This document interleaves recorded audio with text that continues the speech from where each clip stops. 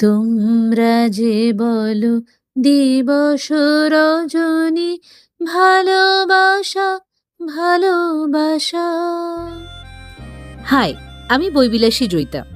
আজ বুক ফাইন্সে নিয়ে এসেছি একটি ভালোবাসার গল্প।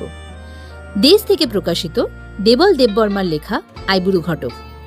নিবারণ চ্যাটার্জি চেয়েছিলেন তার ছেলে হরিপদ চ্যাটার্জি বড় হয়ে ঘটকালি না করে লয়ার হবে। ছেলেও পড়াশোনায় তুখোর, বাবার স্বপ্ন পূরণের পথেই সেও নিজেকে অর্পণ করেছিল। হরিপদের মায়ের সই তাই এক প্রকার নাছোড়বান্দা যে তার মেয়ে হৈমবতীর সাথেই হরিপদের বিয়ে হোক। কিন্তু বাদ সাধল ভাগ্যদেবতা। নিবারণ চ্যাটার্জির অকাল প্রয়াণে সংসারের হাল ধরতে হয় হরিপদকে, তাই পড়াশোনায় পাট চুকিয়ে দিয়ে শুরু করতে হয় বাবার ব্যবসা। বেগতিক দেখে কাউকে কিছু না বলেই হৈমবতীর মা হৈমবতীর বিয়ে ঠিক করে অন্যথা, আর দুটি মনের চলার পথ হয়ে যায় আলাদা। বহু বছর পরে সেই পথ আবার এক হয়।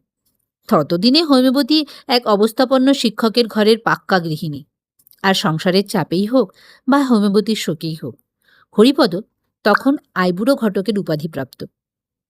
এই মিলনের ফলস্বরূপ তাদের জীবনে কি পরিবর্তন ঘটে সেটি এই গল্পের বিষয়বস্তু।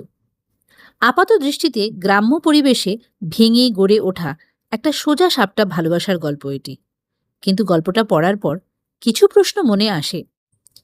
আচ্ছা, স্বার্থপরতাও কি এক প্রকার ভালোবাসা? সখী, ভালোবাসা কারে কয়, সে কি শুধুই যাতনাময়।